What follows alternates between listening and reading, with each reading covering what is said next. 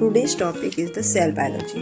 Cell biology के बारे में खास तौर से ये वीडियो उन स्टूडेंट्स के लिए है जो क्लास में बीएससी में माइनर सब्जेक्ट है अपना cell biology and developmental biology, उससे रिलेटेड टॉपिक्स है।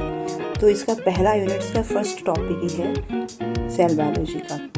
नाम है concept of prokaryotic and eukaryotic cells, है ना। यूकैरियोटिक सेल्स और प्रोकैरियोटिक सेल्स के बारे में हम इस टॉपिक पे में पढ़ेंगे।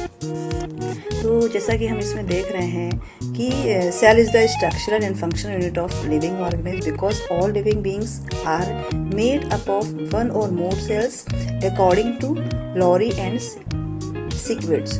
सबसे पहले जो है इस जो सेल के बारे में बताया था कि एक फंक्शनल यूनिट है हमारी बॉडी की, एक जो है ये किसी भी लिविंग ऑर्गेनिज्म में जो कोशिका होती है वो उसकी एक यूनिट होती है, एक फंक्शनल यूनिट कहते हैं। सबसे पहले ये किसने बताया था?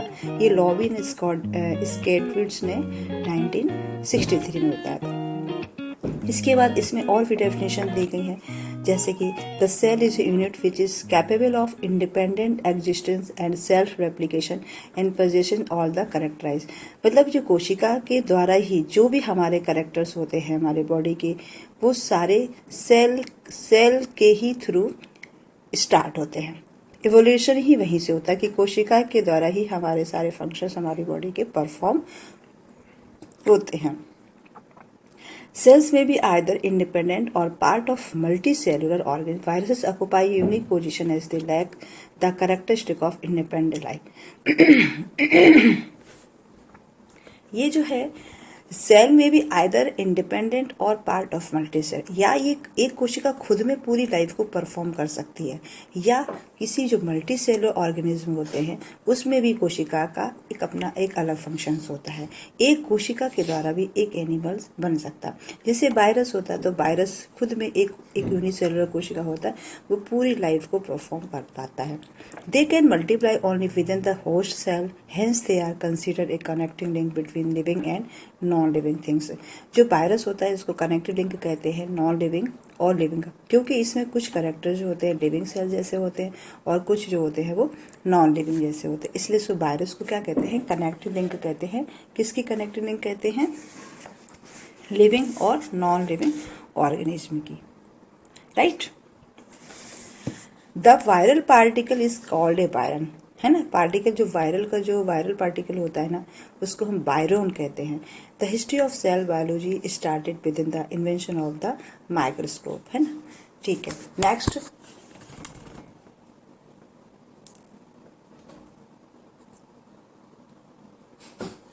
हम इसमें थोड़ा सा डिटेल में पढ़ रहे हैं, क्योंकि आपका जो है क्वेश्चंस आता है प्रोकैरियोटिक यूकैरियोटिक कोशिका के जो बारे में डिटेल में हम बनाते हैं, और इसमें है ये बहुत ही इंपॉर्टेंट क्वेश्चंस आते हैं कि जिस तरह से कि प्रोकैरियोटिक कोशिका एंड यूकैरियोटिक कोशिकाओं पर निबंध लिखिए। तो जब निबंध लिखने में आता है तो ये 3 या 4 मार्क्स का होता है। तो इसके अकॉर्डिंग जो है हमको ये थोड़ा सा लॉन्ग में लिखना पड़ता है, इसकी हिस्ट्री बतानी पड़ती है, इसका थोड़ा सा डिटेल्ड है ना। आप लोग ऐसा कर सकते हैं, इसमें कुछ अपना इसके भी पॉइंट कर सकते हैं अगर ज़्यादा डिटेल लग रहा, नहीं तो मैं आपको पूरा ही समझाऊंगी। The first compound of microscope was constructed by the Janssens 1950-90, है ना। रॉबर्ट हुक ने सबसे पहले 60-65 में सबसे पहले कॉर्क सेल में कोशिका को देखा था। कॉर्क सेल का डेड, जैसे कि लकड़ी का कोई टुकड़ा था, वो नॉन लिविंग था।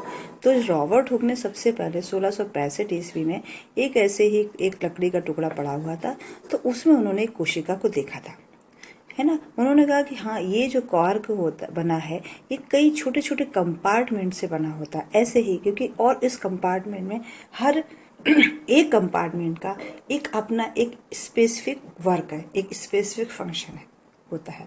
इसके बाद 1674 में एंटोनी वॉन लीeuwenhoek ने जो है बैक्टीरिया, प्रोटोजोआ और आपके दूसरे अदर ऑर्गेनिज्म को माइक्रोस्कोप से सबसे पहले देखा था। ये क्वेश्चन बनता है, ये ऑब्जेक्टिव क्वेश्चन बन सकता है कि सबसे पहले माइक्रोस्कोप में किसने देखा था बैक्टीरिया और प्रोटोजोआ वगैरह। तो क्या आंसर हो जाएगा? Antonie van Leeuwenhoek. इन्होंने इसको एनिमिक्यूल्स वर्ड भी का भी नाम दिया।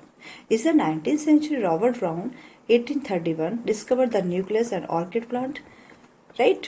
ऑब्जर्व सेल अपरार्थ, ये आप लोग देख सकते हो उसमें कि पुरकिंजे ने जो है इसको प्रोटोप्लाज्म का नाम दिया, जिसके अंदर जो लिक्विड पदार्थ होता है ना कोशिका के अंदर, उसको प्रोटोप्लाज्म का नाम दिया। फिर इसके बाद रॉबर्ट ब्राउन ने न्यूक्लियस की खोज की थी कि कोशिका के अंदर एक सेल ऑर्गेनस होता है जो बहुत ही master cell of the cell is the nucleus. तो न्यूक्लियस के बारे में सबसे पहले 1831 में रॉबर्ट ब्राउन ने बताया था, राइट। तो इसी हिसाब से जो है जे पुरकिंजे ने प्रोटोप्लाज्म का नाम दिया था इसको, है ना। इसके बाद आप में जो है, तो इसमें 2-3 चीज़ें हो गई। आप में 2-3 साइंटिस्ट इसमें आ गए। एक तो रॉबर्ट हुक आ गए। तो रॉबर्ट हुक ने क्या किया था, इन्होंने कोशिका को एक जो लकड़ी के एक जो है नॉन लिविंग लकड़ी के कार्क से एक कोशिका के कंपार्टमेंट के बारे में बताया था कि कुछ कोशिका जो होती है कुछ कंपार्टमेंट होते हैं। इसके बाद एंटोनी वॉन लीवेंगहुइस ने क्या किया था 1674 में, उन्होंने माइक्रोस्कोप में बैक्टीरिया प्रोटोजोआ का देखा था। इसके बाद नेक्स्ट जो है रॉबर्ट ब्राउन ने किया था 1831 में, 1831 में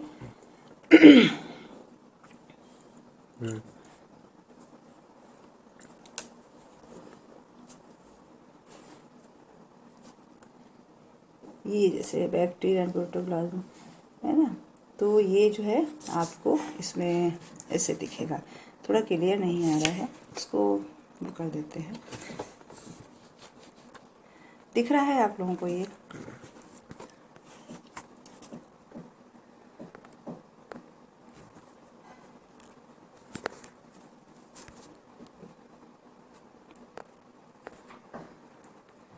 इसको थोड़ा सा हम बड़ा करके एनलार्ज करके देखते हैं। और तो ये जैसे कि आपने यहाँ पे देखा इम्पॉर्टेंट, इसलिए मैं इसको थोड़ा सा आपको स्पेसिफाई करे दे रही हूँ। रॉबर्ट हुक ने, अपन को याद रखना ना, 1665 में क्या किया था, सेल को देखा था, ठीक है, नॉन लिविंग ऑर्गन। फिर 1674 में जो है एंटोनी वॉन लीवेंगहुइस ने क्या किया था, इन्होंने एक माइक्रोस्कोप से बैक्टीरिया प्रोटोजोआ स्पर्म सेल्स को देखा था कि ऐसा कुछ ये स्ट्रक्चर्स होते हैं। फिर नेक्स्ट रॉबर्ट ब्राउन ने क्या किया था 1831 में, आपको तो जो है ना, जो सेल के अंदर जो न्यूक्लियस पाया जाता है ना, वो उसके बारे में बताया था, राइट। नेक्स्ट आपको ये दिख रहा है क्लियर आप लोगों को? तो इसमें क्या है फिर एक और, तो ये जो है ना जिस अब हम अगर नेक्स्ट स्लाइड्स में देखते हैं तो ये fundamental classes of the cells है ना।